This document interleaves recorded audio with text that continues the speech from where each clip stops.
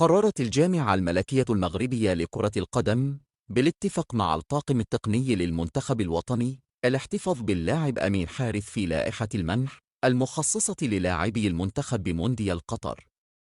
وأكد موقع المنتخب أن الجامعة قررت الاحتفاظ بلاعب أمين حارث ضمن لائحة المنح، إذ سيحصل الدولي المغربي على جميع المستحقات المالية التي سيضمنها الأسود خلال مشاركتهم في مونديال قطر.